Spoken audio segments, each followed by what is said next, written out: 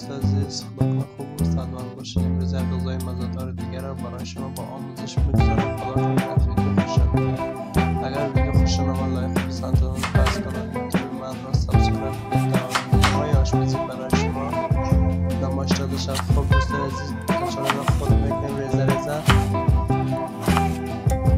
این شکل خرد می‌کنیم. 6-7 دانه کچالو را خرد کنیم میشه دوستان. باز در کراهی خود میندازیم، یک کمی روغن اضافه میکنیم.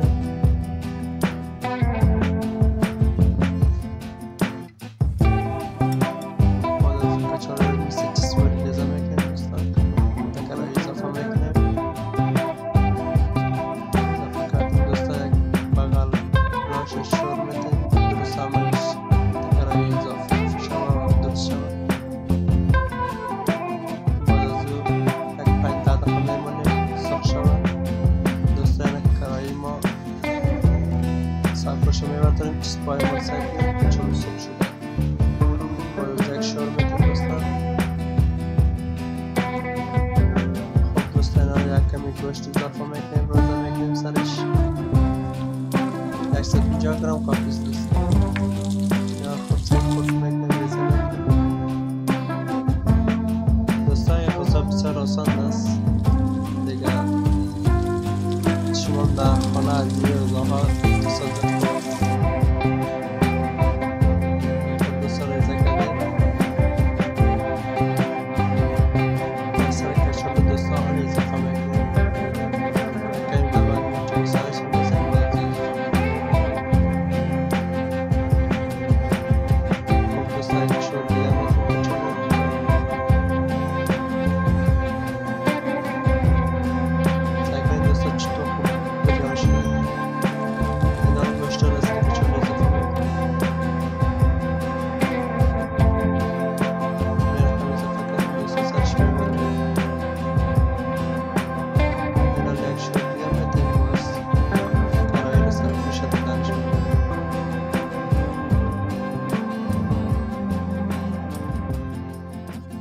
اذیت نکنید، لایک سابسکرایب شیر اذیت نکنید. دوستان اومد شما برای سابسکرایب کنید چنل ما. خب دوستان سرپوشی کراهی رو می‌بریم سرش یک پیاز ریزه می‌کنیم.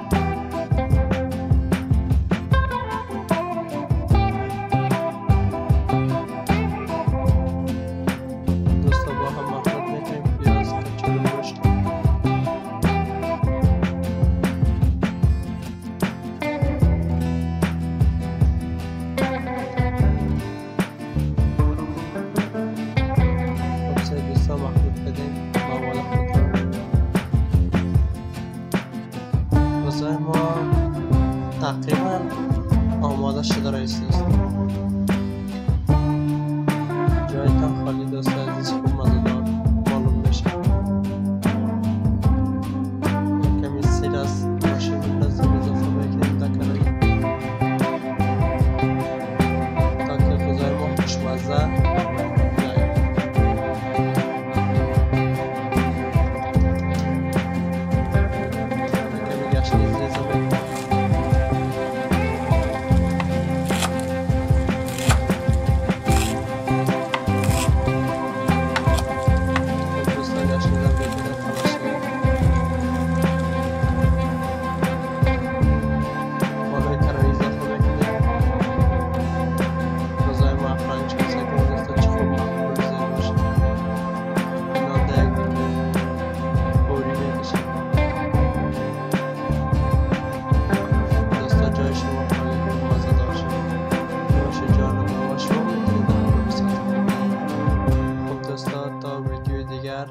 خداحافظ و نگهدارتان.